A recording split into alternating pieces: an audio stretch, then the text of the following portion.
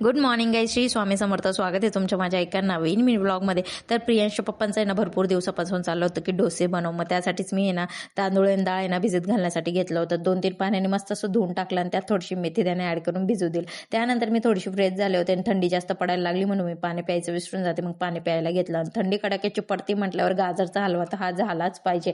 मग त्यासाठी ना गाजर किसायला घेतलं होतं आणि गाजर किसायचं मला इतका जास्त कंटाळा येत होता ना की काय सांगू तुम्हाला. मस्त अशी गाजर किसून घेतले आणि नवीनच कढाई होती, म्हटलं चला त्याचं पण उद्घाटन करू म्हणून त्यात गाजरचा हलवा बनवायला घेतला आणि थोडंसं तूप ॲड करून त्यात काजू बदाम फ्राय करून घेतलं. त्यानंतर किसलेला गाजर आहे ना त्यात ॲड करून थोडंसं त्याला 10-15 मिनिटं शिजू दिला.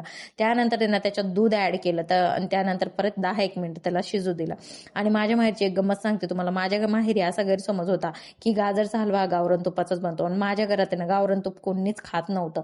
त्यामुळे कोणी दिलं पण ना तो गाजरचा हलवा तर तो तसाच राहायचा, कारण आमच्या घरात गावरान तूप कोणीच खात नाही. त्यानंतर आहे ना मस्त असे काजू बदाम ॲड केलं. गाजरचा हलवा इतका छान झाला होता की काय सांगू तुम्हाला. प्रियांशच्या पप्पाला तो खूप जास्त आवडला आणि आम्हाला सगळ्यांना आवडला आणि आम्ही मस्त एन्जॉय केला गाजरचा हलवा. सो असा होता आजचा दिवस. चला भेटू आपल्या नेक्स्ट व्लॉगमध्ये. तोपर्यंत बाय.